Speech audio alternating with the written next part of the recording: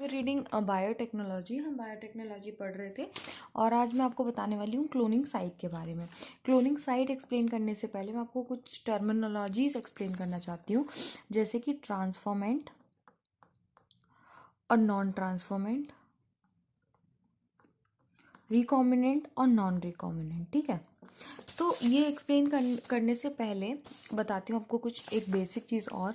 Suppose ये आपका कोई बैक्टीरिया है, ई कोलाई मान लेते हैं। ठीक है, अभी देखो आपके पास ये प्लाज्मिड्स हैं, 2 प्लाज्मिड्स, 3 प्लाज्मिड्स, जितने भी हैं, और आपको अपना ये जीन ऑफ इंटरेस्ट है, ये आपको इस प्लाज्मिड में अटैच करके और आपको ई कोलाई में डालना है। ठीक है, अब देखो चांसेस हैं कि आपका ये जीन ऑफ इंटरेस्ट जो है वो इस प्लाज्मिड में लग जाए और आप इसमें डाल दो इसको। ठीक है, पर चांसेस ये भी तो हैं कि ये जीन ऑफ इंटरेस्ट अटैच ही ना हुआ हो इसमें और आप इसको इसमें ऐसे ही डाल दो। ठीक है, तो देखो, और ये भी हो सकता है कि आप ये जो प्लाज्मिड डाल रहे हैं वो गया ही नहीं ई कोलाई में। ठीक है, तो अब आप देखो ये वाला जो ई कोलाई है ये क्या हो गया, आपका नॉन ट्रांसफॉर्मेंट हो गया, क्योंकि इसमें क्या, आपका प्लाज्मिड जो है वो गया ही नहीं।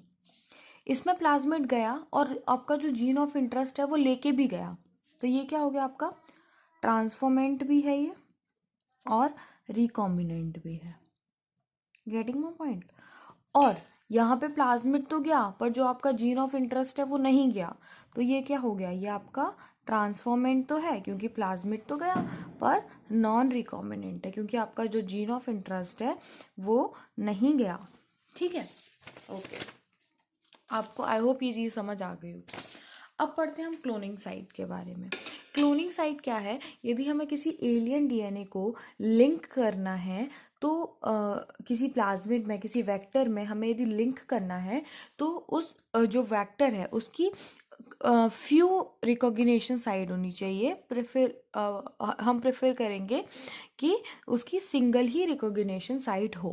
यदि बहुत सारी रिकॉग्निशन साइट होंगी तो वेक्टर मल्टीपल जगह से टूट जाएगा और उससे क्या होगा, एक मैस क्रिएट होगा। ठीक है, तो बोल रहे हैं presence of more than one recognition site with in the vector will generate several fragments which will complicate the gene cloning. ठीक है, तो प्रोसेस क्या हो जाएगी, कॉम्प्लिकेटेड हो जाएगी।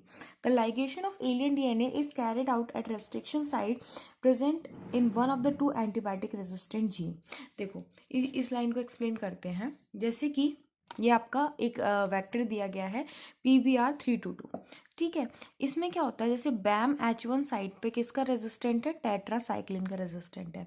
लेकिन यदि हम अपना जीन ऑफ इंटरेस्ट BAM-H1 पे अटैच कर देंगे आके, तो जो ये वेक्टर है इसका टेट्रासाइक्लिन के लिए रेसिस्टेंट क्या हो जाएगा, खत्म हो जाएगा। ठीक है, ये चीज़ मैं आपको इससे एक्सप्लेन करती हूँ। देखो ये जो प्लाज्मिड है, जो आपका वेक्टर है,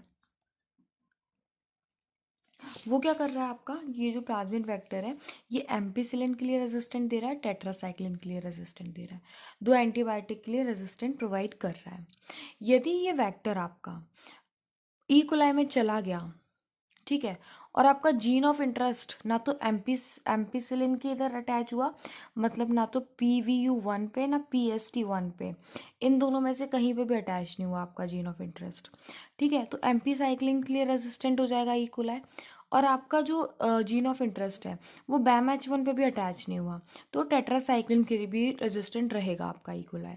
ठीक है, लेकिन जब हमने PBR322 को ई कोलाई के अंदर डाला और हमारा जो जीन ऑफ इंटरेस्ट है वो कहाँ अटैच हो गया, यहाँ पे BAM-H1 पे अटैच हो गया, तो BAM-H1 पे अटैच हो गया तो टेट्रासाइक्लिन के लिए जो रेजिस्टेंट है वो खत्म हो जाएगी।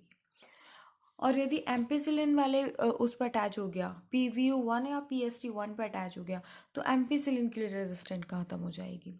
ठीक है, तो आप पता कैसे करते हो, ये आपको डिफरेंट प्लेटिंग्स करनी पड़ती हैं तब आप पता करते हो इस चीज़ को।